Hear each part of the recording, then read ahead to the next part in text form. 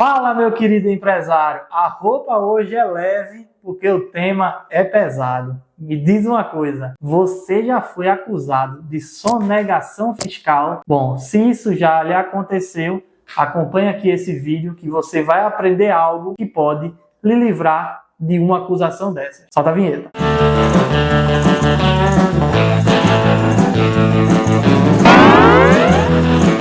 Bom, antes de falar do tema, eu vou lhe pedir que curta, compartilha, comenta esse vídeo, espalha ele nos teus canais do Instagram, do Telegram, com teus amigos empresários.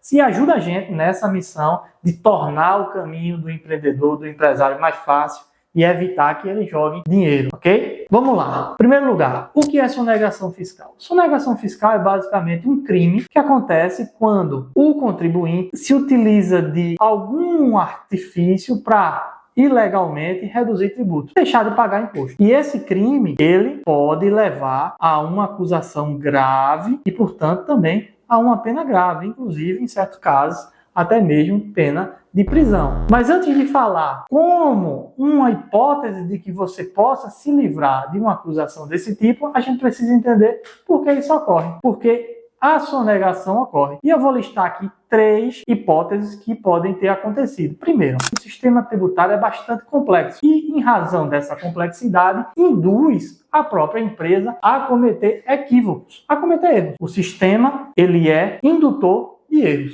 diante dessa complexidade. E, havendo erros que ocasionem uma redução de imposto, uma sonegação fiscal, muitas vezes o fisco se utiliza disso para fazer uma acusação criminal. Então essa é a primeira razão. O sistema complexo induz a erro, que pode redundar na redução na sonegação fiscal, e isso pode ser utilizado pelo fisco, pelo Estado, para uma acusação criminal. O número 2 é que muitas vezes o empresário deixa de pagar realmente um tributo, mas isso não configura necessariamente uma sonegação fiscal. Isso não quer dizer que ele cometeu o crime. Só que, e aí a segunda possibilidade de você ser acusado é exatamente essa. O fisco se utilizar disso para manejar, para entrar com ação penal, criminal, uma acusação contra o empresário, para obrigar ele a pagar o tributo. Sabendo que, se ele pagar o tributo, essa acusação vai ser extinta. Então, às vezes, ali nem aconteceu um crime, mas o Estado ilegalmente se utiliza de uma acusação criminal para pressionar o empresário a fazer o pagamento de tributo. Então, uma acusação criminal também pode ter essa natureza, e esse é o segundo ponto. E o terceiro ponto, claro que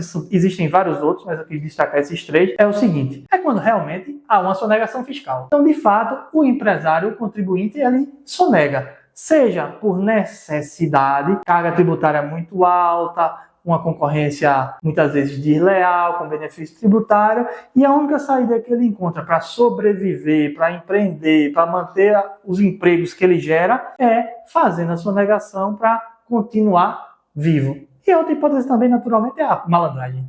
Claro que tem essas hipóteses também. Então, em resumo, são esses três aspectos aqui que podem gerar uma sonegação fiscal. Vou repetir: indução a erro pelo sistema complexo, uma acusação criminal forçada pelo fisco para fazer com que o empresário pague o imposto e, realmente, a própria existência da sonegação fiscal. Mas isso tudo é para dizer o seguinte, que existem defesas em relação à sonegação fiscal. Se você foi acusado disso, você tem que saber que pode levantar teses defensivas para se livrar dessa acusação. E nesse vídeo, a gente vai falar de uma hipótese dessas, o chamado princípio da insignificância. É como se o Estado fizesse uma conta para saber se vale ou não vale a pena ir atrás desse imposto que foi sonegado. Ele basicamente avalia a sua estrutura, a sua operação e pensa, até determinado valor não vale a pena a gente correr atrás. É como você faz também no seu negócio. Alguém está ali inadimplente com você, você naturalmente vai a partir dali verificar se vale a pena cobrar ou não aquele débito. Então, o Estado faz isso. E se você for acusado e se enquadrar nessas hipóteses, uma tese defensiva é justamente levantar que esse valor é irrisório e, portanto, o processo penal não deve seguir. Um exemplo vai ficar muito claro para você. Aqui em Pernambuco, existe um decreto que diz que os valores de ICMS até R$ 26 mil eles não podem ser cobrados mediante o ajuizamento de uma execução fiscal. Então, se esse valor de ICMS até R$26 mil, ele não pode ser cobrado via execução fiscal, então, naturalmente, o contribuinte não pode ser acusado criminalmente se, eventualmente, o valor que foi suprimido, que foi sonegado, é até esse limite.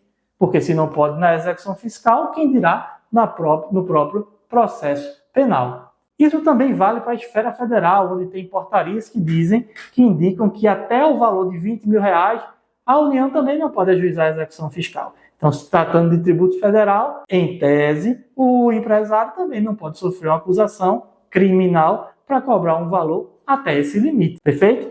Claro que tem algumas circunstâncias, além do valor, que precisa ser considerada, como, por exemplo, a habitualidade.